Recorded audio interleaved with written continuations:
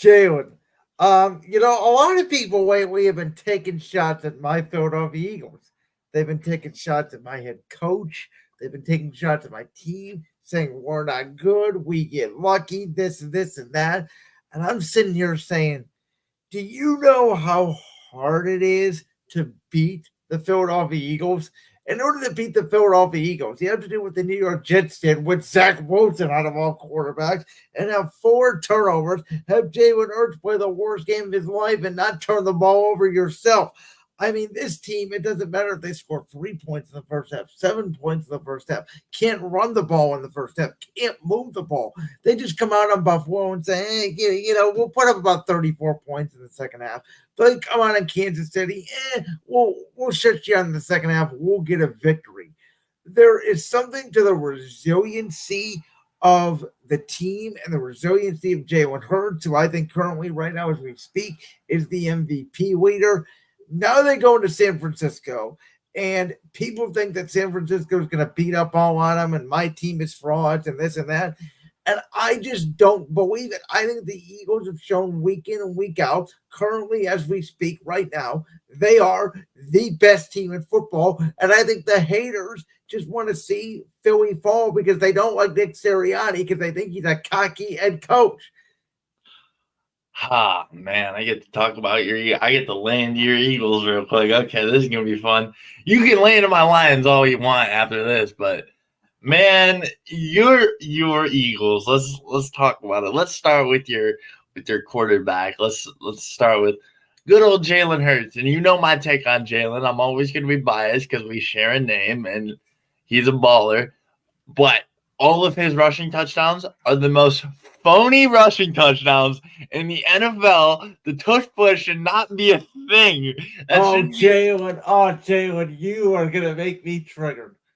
This is a triggered Brandon is exactly what I want. Let's throw it back to those days when me and you would go at it before we ever stepped foot on a podcast together. The tush push shouldn't be a thing. Your quarterback's a little overrated right now, buddy. You want to ban a perfectly legal play because nobody else can stop it? Yeah, okay. Who you gonna stop Jason Kelce? That man's built like a semi. No, is that my fault? Is that my team's fault that we're legal? But the fact that counts as rushing TDs, he's leading the league in rushing TDs because the tush push. He's not doing it on his own. By the way, who scored the game-winning touchdown against Buffalo with his legs? That was not a brotherly shove. He's playing Buffalo, for Christ's sake. You know what? They're going through the biggest dumpster fire I've ever seen. It is a legal formation where the two backs line up next to the quarterback behind the line of scrimmage, which you are allowed to do, by the way. You only have to have a certain amount of people on the line of scrimmage, and they push him. Now, I don't think they're going to ban the play necessarily. They're not going to ban the formation. They may ban the fact you're not allowed to push the quarterback from behind. But, we'll see. You guys are the Eagles. Tush push is like when you're playing that kid in Madden and he runs hurry up over in the same play over and over and over again. Yeah, but the difference is you can't stop it. At least in Madden, you can stop it. You can't. Look, I give a lot of flack to Lamar Jackson, and I have to say he's a running back, but God, he earns his yards. Unlike a certain Jalen Hurts. They better give Jason Kelce the biggest contract the center's ever seen. Jason Kelce's going to probably retire when we win the Super Bowl this year. Yes, I agree. I think I don't know about that. I haven't really thought about Super Bowl yet. I know we're halfway through, but there's so many teams who could just shock you and just Josh Dobbs can go off, even though last night Josh Dobbs can barely score a touchdown against the Bears. Before we get to the team that Josh Dobbs should be playing for right now, and I think you know what that team is, and we'll get to it. I want to make a quick comment on your Detroit Lions. Oh God. No, I mean, you listen to the podcast at the time. You listen to my thoughts on championship rings with good old Josh Unger. So you know my thoughts on the Lions, and that is I think they're a really good team.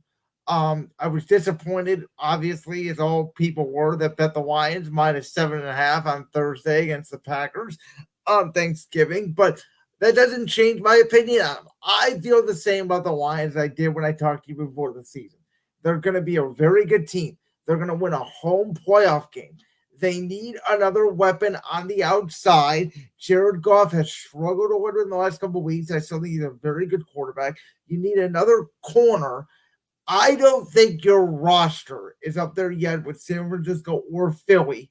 And I think Dallas, it would only come down to who has the ball last. Yeah, I think we can give Philly a fight. I don't know if we walk out of there victorious, but I think we give you guys a fight. I think we catch you guys off guard a little bit. We're able to run the ball very, very well. And as both the teams that I love, the Browns and the Lions, of course, we know how to run the ball. And Josh Unger, hold on a second. Josh, I'm going to give you some criticism about my Detroit Lions. Don't ever say Jared Goff can play in the cold because he can't. I love the man, but he can't. So the next time you're sitting on championship rings and you say, oh, well, Jared Goff did it. No, he didn't. He has so much to prove still. And this is against my own team, and I'm fired up. He has so much to prove. So the next time you tell Brandon that Jared Goff can play in the cold, just don't. Just don't, buddy. I love you. I love your show, but just don't. I've never laughed so hard on a podcast for the first half hour in my life. All right, here's the deal. Mr. Stefanski, Kevin.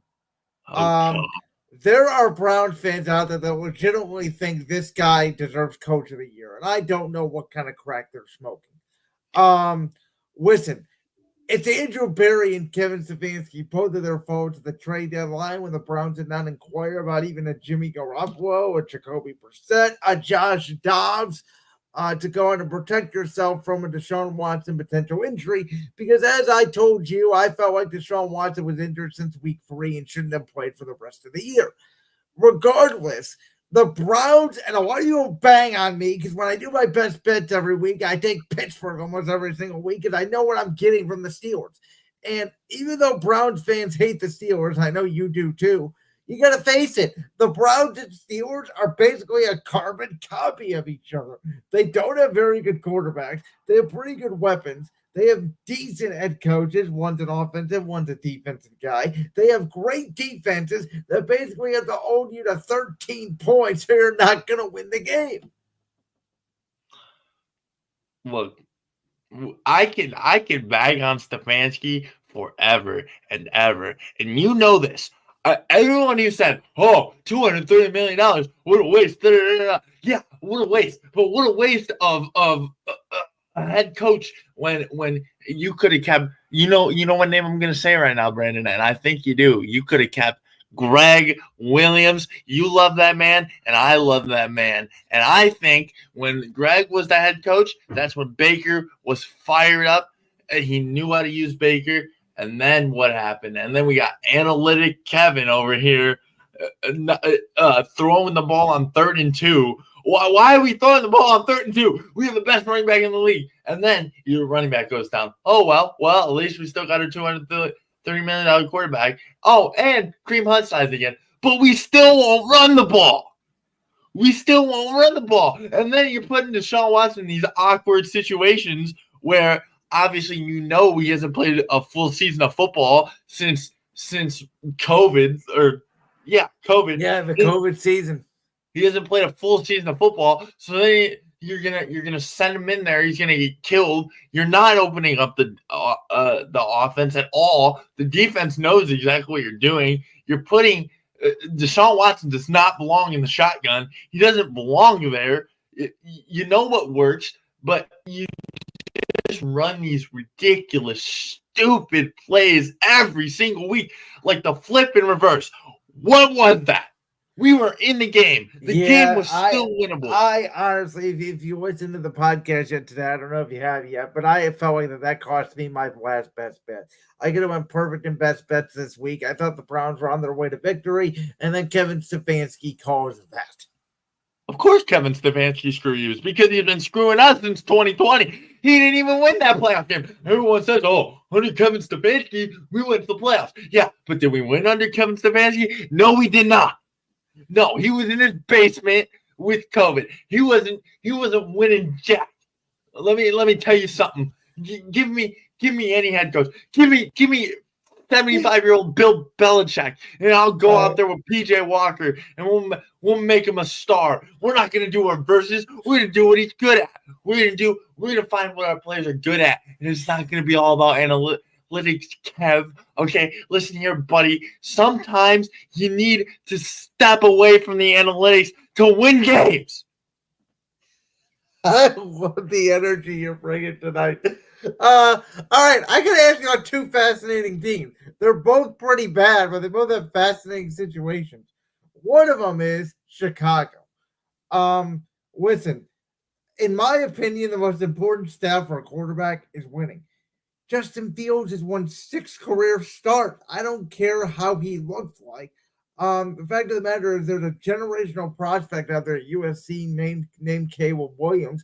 And I said it today. If I was Chicago, if I get, the first and fourth pick, I'm trying to trade Justin Fields. Can I get an extra second, an extra third? Maybe I can entice Arizona then to move up or move back, maybe from 2 to 4. I get, Caleb Williams and Marvin Harrison from Ohio State, and I reset my franchise. Like, if I'm Chicago, I'm getting rid of the coach. I'm giving the general manager, I think, one more year to see if he can hire the right coach. I'm going with an offensive coach. I'm going with Caleb Williams, and I'm going with Marvin Harrison Jr. if I get the chance, and that's how you will reset your franchise. I disagree. Brendan, me and you don't disagree a lot. You know this. We agree on most. But buddy, I disagree so much, and maybe it's a bit biased because I love Justin Fields.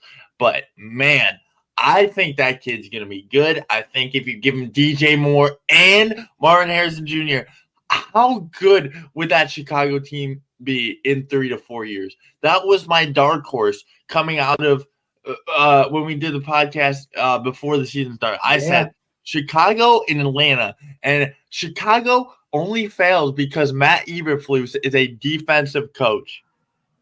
You know it. Everybody's giving me flack. I said these defensive coaches do not understand the urgency of the quarterback position and the offense side of the ball. Look no further than Buffalo, where Josh Allen has to play hero every single week. Josh Allen is playing far from hero. I wouldn't be surprised if Buffalo starts booing him out of the building. Jesus. I'm telling you right now, Josh Allen played his best game he played in 2 years at Philadelphia, played very well against the Jets. I know it's the Jets. But that new offense with Joe Brady, that is a different offense. Yeah. That is scary, but it's too late. I'm sorry, but it's too late in my book. So back to Chicago real quick though. So you're gonna take Marvin Harrison Jr. Would you take him if you get the number 1 pick? What are you doing? Are you taking Harrison? Are you trading it? You take Harrison. You have to, because you already have a weapon in DJ Moore, right? You have a pretty decent tight end and a quarterback who still has some promise. I don't when you're this early in the league, I don't care about wins. Look at your boy Tom Brady that you love so much. What did he do for his first years in the league? Oh, that's right. He sat on the bench. That's right. And now look at him. I don't know. By year 2, year 3, he was getting the game-winning drive in the Super Bowl. Yeah, year 2, year 3. But also, Brady wasn't injured. Justin Fields gets injured. That's the problem. Is he takes these big hits. He gets banged up. He's gonna be good. You just have to give him time, and that's the same. That's the same as back to Watson. That's the same thing. Just give him a little bit to adjust, and maybe a new head coach. But we're not on that topic. But the Bears are going to be a good team with Justin Fields. I don't want Caleb Williams. If I'm the Bears, I'm sticking with Maserati Marv, and we're riding Justin Fields till the wheels fall off. What do you do then at 4? Let's say the pick's at 4. That would be their own pick. Obviously, the number 1 pick being Carolina. Try to trade it, see what you can get for it. Okay. Now, the other team I have to ask you about, you know where I'm going. Bill Belichick's football team. Oh, God. They're a mess. I mean, they are a complete mess. There are rumors out there Belichick's heading to Washington. I don't know how much I believe it. I mean, this is their highest pick they're going to have probably in the next 10 years. They have to go quarterback because Mac Jones isn't the answer, but they also need about 500 skill position players because they haven't drafted a wide receiver in 10 years. I mean, I guess you could convince me if Bill gives up the general manager power, give him one more year if they go out and they draft a quarterback, but something's got to change here. They cannot keep drafting guards and kickers for 7 rounds and not giving these receivers and this quarterback anything to work with. Again, I don't think Mac Jones is great, but I don't think he has anything to work with. You know, I've been pretty loud, pretty fired up, but for the Patriots segment, I'm just going to talk like this, like Bill does during press conferences. You know, I really believe that Bill's probably done after this year. I told my guys to be ready this week, and we weren't ready. That's all there is to it. Yeah, I mean, yeah. When you lose the Giants, I mean, your season's over. Yeah. Bill, what's going on here? You don't have your butt buddy no more. You don't have Tom Brady anymore. You think you can just lose? You can go from being the greatest coach of all time to having the worst two years. It's been a dumpster fire in there. It's so bad you have to put in. How do you even say his name? Bailey Zapper. Bailey Zappi. I mean, I thought they could at least beat Tommy DeVito. He's Italian. He's Italian. He's got that Italian edge. I like that man. I like him a lot. Maybe because I got a little bit of Italian too. So we got something in common. But I like that man's swagger. He's got a little bit of swagger, and I like it. Like that clip from the Brands World podcast? If so, make sure you go down there and hit that subscribe button.